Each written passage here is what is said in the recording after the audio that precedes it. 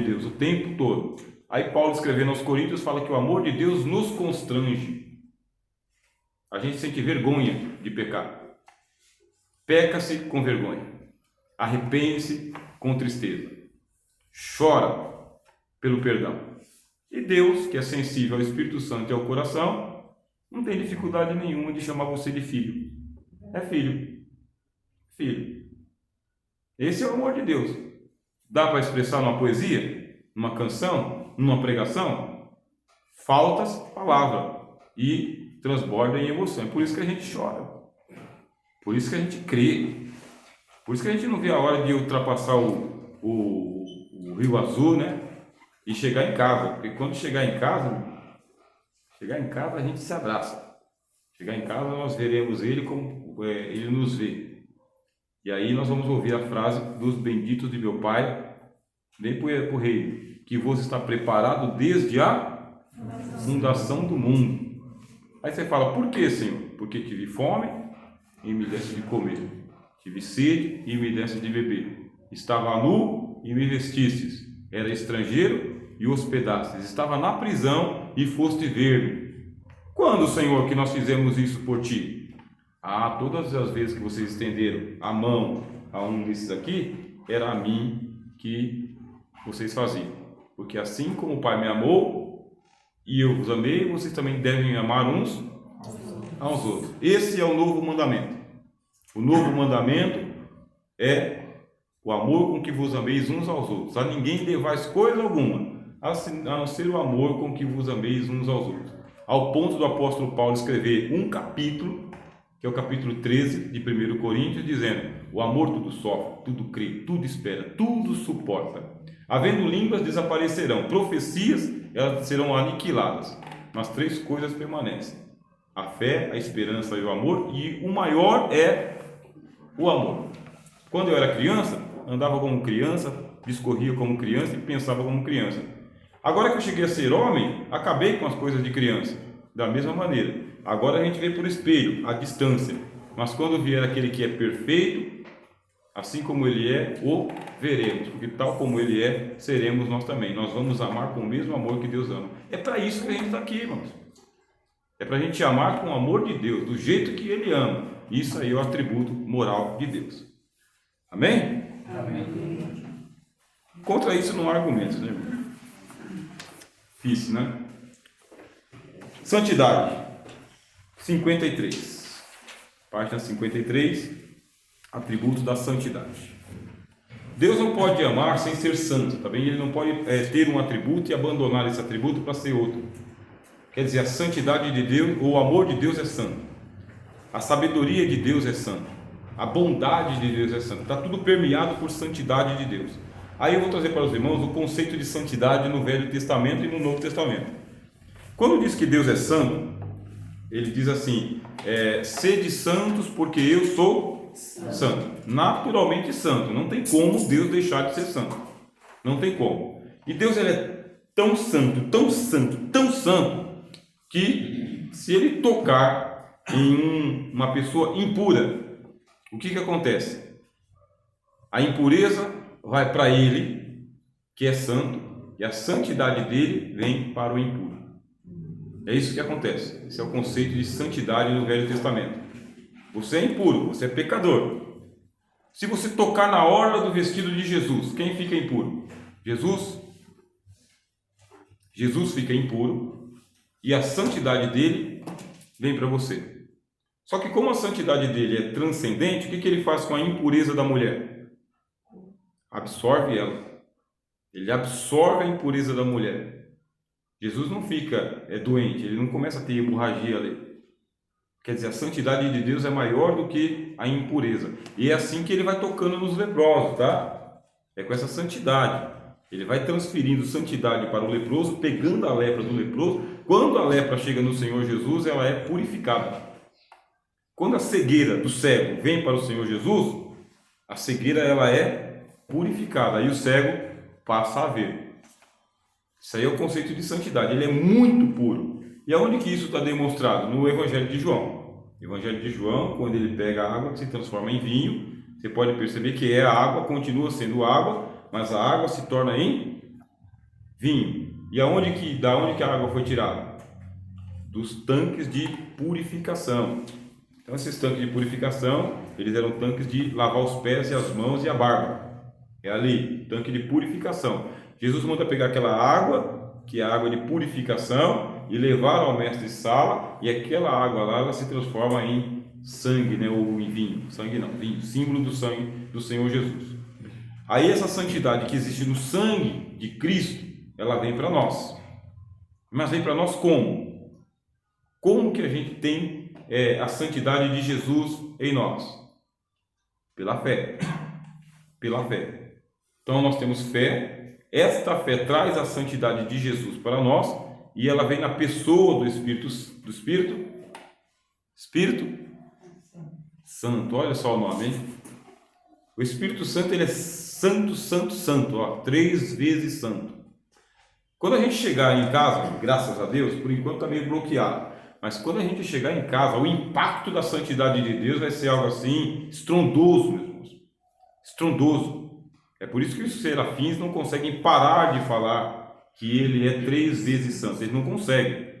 É muita santidade. Sabe aquela alegria do batismo com o Espírito Santo? Quem já recebeu? Ou a alegria da salvação, nós já recebemos? Ou a presença de Deus que a gente não suporta, a gente transborda? Quando a gente chegar em casa, meus irmãos, é igual os serafins lá, não aguentam. Eles não conseguem parar de falar que ele é santo, santo, santo. Toda a terra está cheia da sua glória. Não consegue parar, porque ela é transcendente, ela é demais, ela é muito. Diz que os umbrais da porta estão cheios da sua glória, a terra está cheia da sua glória. Hoje a gente não suporta todo aquele resplendor, porque a gente está em vasos de barro, certo? Aí Deus quer poupar a gente de tudo isso, é muita coisa. Por isso, Ele nos dá a santidade que existe no Espírito Santo. O Espírito Santo diminui a santidade dele como uma pomba, né? Em forma corpórea de pomba, presença, alegria, virtude, dons, fica tudo aí camufladinho no seu coração. Mas quando acabar esse tempo aqui, que a gente chegar em casa, aí a santidade transborda. Por isso que a Jerusalém é chamada de cidade, e todos os que chegam lá são santos também. E por isso que diz, sede santos, porque eu sou santo. E quem é santo, santifique-se ainda. Por quê? Essa transborda, hein? Santidade transborda muito. E ela tem um emblema no Velho Testamento, porque você tem o sumo sacerdote, que ele é bem paramentado, e os paramentos dele são vestes sacerdotais santíssimas. Santíssimas. Ele usa sapatilhas, para vocês terem ideia. Ele usa sapatilha para que os pés dele não sejam vistos. Ele usa calção por debaixo do saiote. Tem um calção e tem um saiote, para que não sejam vistas as suas vergonhas, hein? Para que as vergonhas não fiquem de fora. E depois ele usa uma veste sacerdotal que tem até aqui no punho. Só fica de fora as mãos. Aí vem até o pescoço, e no pescoço ele usa uma gargantilha para prender as roupas dele aqui, e ainda um colete, e ainda um éfode, uma espécie de colete de linho, e depois um turbante que envolve toda a cabeça dele, e na cabeça escrito assim com uma tiara, escrito assim, ó, santidade ao Senhor. Santidade ao Senhor. Isso aí é emblema de quem? De Cristo, porque Cristo é o sumo sacerdote. Quer dizer que ele está da cabeça até os pés, santo e santificado. E o que faz o sumo sacerdote? O sumo sacerdote, ele santifica o povo. E quando ele santifica o povo ele leva sobre si o pecado do povo. Como que ele leva o pecado do povo sobre si? Oferecendo um sacrifício. Ele oferece sacrifício, toma os pecados do povo e vai com os pecados do povo até a presença de Deus, para derramar o sangue dos animais diante de Deus. Ele vai entrando, já está vestido, paramentado, santificado, consagrado, entra pelo lugar santo do tabernáculo, aqui ó, ele entra, aqui é o lugar santo, e depois ele vem para o santo dos, chamado de santíssimo, meus irmãos, santíssimo, e diz que ele comparece diante de Deus, derrama o sangue diante de Deus, e na hora que ele está derramando o sangue diante de Deus, a santidade do Santo dos Santos se espalha por todo o tabernáculo, meus irmãos. por todo o tabernáculo, por todo o arraial. Todos os israelitas são santificados por um só homem, com o sangue dos animais ali. Símbolo do Espírito Santo, símbolo da pessoa do Senhor Jesus, símbolo da cruz. Símbolo da cruz. Nesse exato momento aqui, mesmo os irmãos estão vestindo com essas roupas aí de tecido comum, diante de Deus está todo mundo aqui de linho fino, puro e resplandecente diante de Deus. É isso que ele vê. Ele vê você vestido do pescoço aos pés e com lâmina na cabeça. São sacerdotes de Deus e de Cristo. Você está apto para ir para o céu, para morar com Deus. Apto. Quem te tornou apto? Jesus. Jesus tornou você digno do reino de Deus. É digno, hein? Digno. Então você é digno de cada centímetro de igreja que você pisa. Você é digno de participar do corpo e do sangue do Senhor Jesus. É digno. Ele te santificou, te justificou. Pronto. Nenhuma acusação há, mas nenhuma, nem acusação e nem condenação há para cada um de nós aqui. É nenhuma. Não tem o que o Satanás possa falar contra. Não tem o que o diabo possa falar contra. Não tem o que os acusadores possam falar contra. Nós estamos santificados porque Deus é santo também. Cumpriu sua palavra, hein? Glória! É culto. É culto. Retidão ou justiça, meus irmãos. Você nunca será enganado por Deus. Deus não vai te tapear, tá bem? O caminho do Senhor é reto. Reto para que você possa ver daqui, ó, até o infinito. Tá bem, ó? É essa a ideia, tá bom? Ó? O Senhor não está jogando com palavras e nem trapaceando com você, nem escondendo coisa com você. O caminho do Senhor é reto. É para você olhar no horizonte e enxergar Deus lá longe. É para você enxergar a justiça. É um caminho reto. Portanto, não tem atalhos. Tá bem? Não tem atalhos, não tem trapaça, não tem nada oculto, não tem nada oculto. Para os seus filhos, Deus não esconde nada. É nada, meus irmãos. Nada. Está tudo claro e esclarecido. Está esclarecido sobre a salvação, sobre o pecado, sobre o céu, sobre a condenação, sobre a vida eterna. Está esclarecido. É assim a retidão de Deus. As promessas de Deus não tem pedágio. Deus não coloca pedágio para você alcançar as promessas dele. A Bíblia diz que nele nós temos o sim e o amém. O sim e o amém. E ele nos deu todas as coisas. Tudo é vosso, diz a Bíblia. Paulo, Pedro, o presente, o porvir, tudo é vosso. E vós de Cristo. Tudo é vosso. E vós de Cristo. E Cristo de Deus. Está tudo escrito na Bíblia. Estou citando a Bíblia para vocês, tá bem? Eu acredito que vocês gostam de ler Bíblia e vão gostar cada vez mais. Aí vocês vão perceber que quando a Bíblia for citada, já está lá. Ó. Paulo escreveu em Coríntios. Tudo é vosso. E se Deus não poupou nem o próprio Filho, quanto mais não nos dará com Ele também todas as coisas. Por isso, você sabendo que Deus é reto, e o caminho de Deus é reto, você pode confiar no Senhor de todo o teu coração, sem desconfiança nenhuma. Você pode ir nesse caminho aqui, pisa firme no caminho da salvação. Pisa firme. Deixa a tua marca, vai com confiança.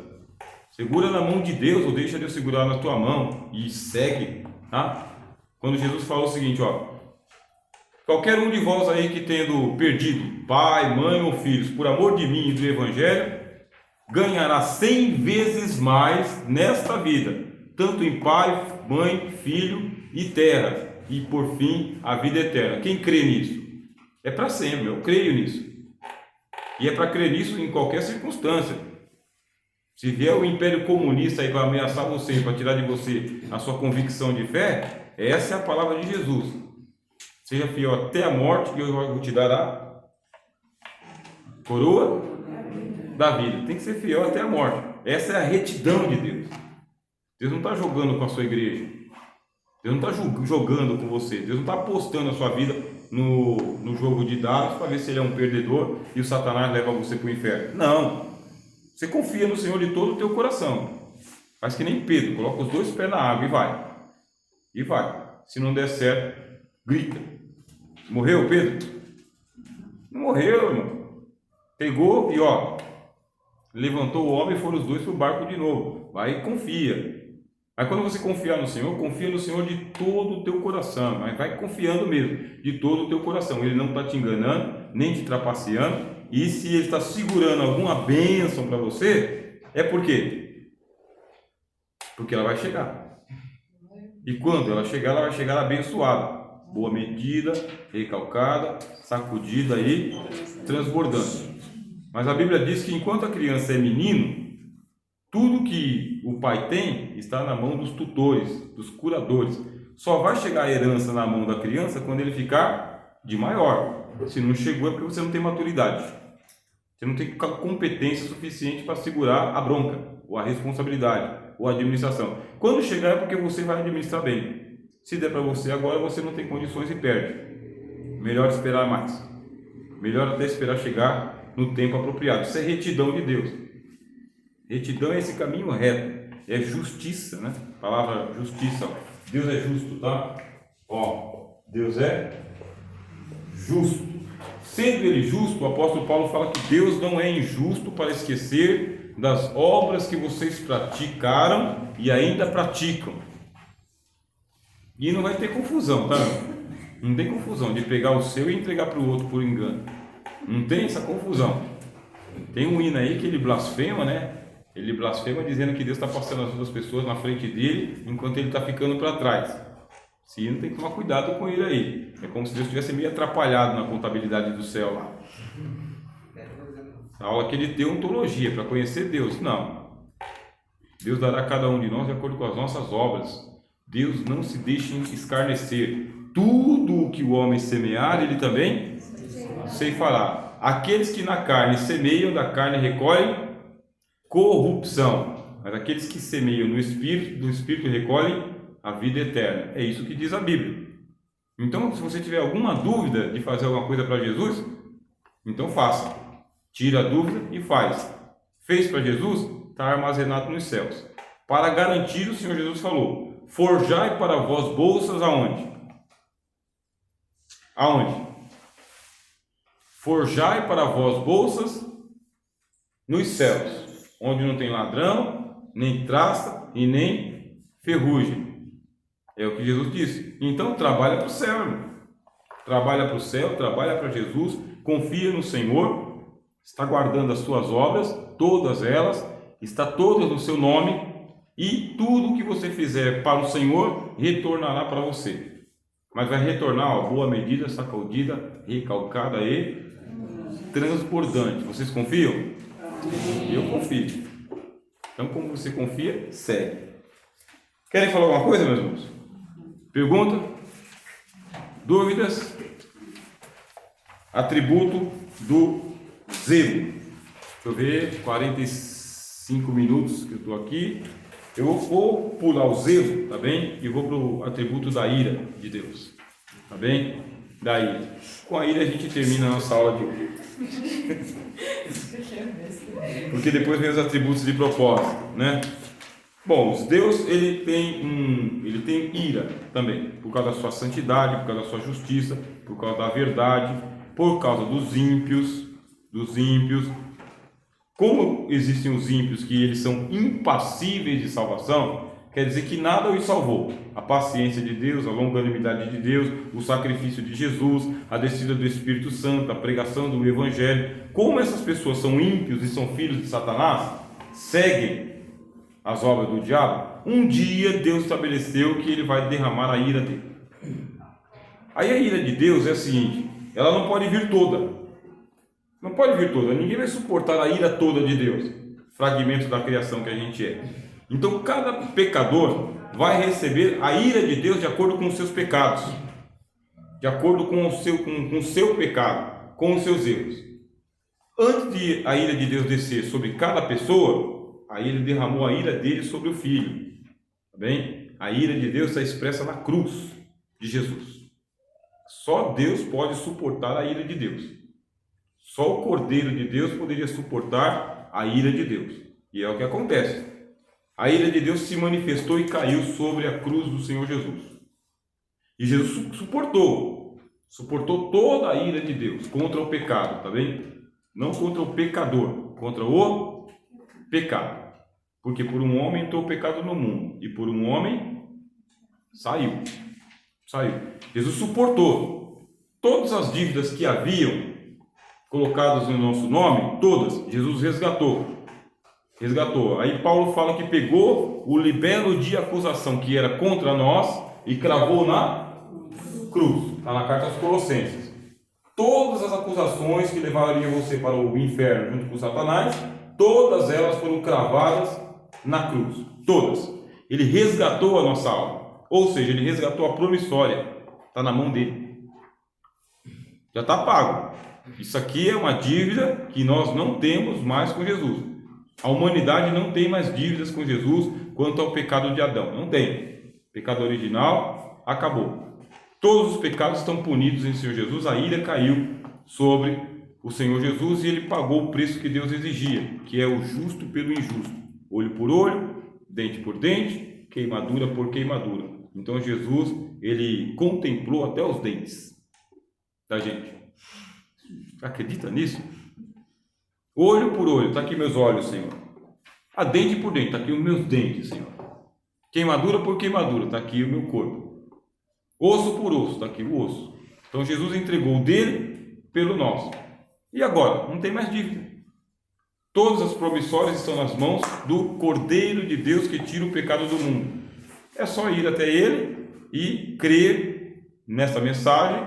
E aí o que acontece? Segui-lo como cordeirinho atrás do Cordeiro de Deus. Mas tem uma turma que fala não, blasfema contra a cruz, blasfema contra Deus, blasfema contra o Espírito Santo, persegue a igreja, assassina a humanidade, aumenta os seus próprios pecados, rejeita esta obra de redenção e, consequentemente, agora existe a ira de Deus e do Cordeiro. Está no Apocalipse. Agora é a ira de Deus e do Cordeiro. Agora Deus colocou o relógio da eternidade para funcionar. Relógio da eternidade, que são 7 taças. 7 taças é o relógio da eternidade. A partir daquele momento, do Calvário, que a conta foi esvaziada, aí começa uma nova contabilidade. Essa nova contabilidade são os pecados individuais, não da igreja, não dos santos, não dos salvos, não dos crentes. Os pecados individuais dos descrentes, dos desobedientes, dos filhos da ira, diz a Bíblia. Dos filhos da ira. Aí começa no conta-gota, vai caindo gota a gota na taça da ira de Deus. Encheu a primeira taça. Opa, vamos lá e vamos acabar com a história da humanidade. Não, tem mais outra ainda. Deus é longânimo, tá? Deus é longânimo. O evangelho está sendo pregado, a igreja está aqui, o Espírito Santo está aqui. Segunda taça. Terceira taça. Quarta taça. 1000 anos, 1500 anos, as nações se embraveceram, os reinos se moveram, sociedades políticas, a maldade só aumentando, a igreja esfriando a marcha. Quinta taça, sexta taça.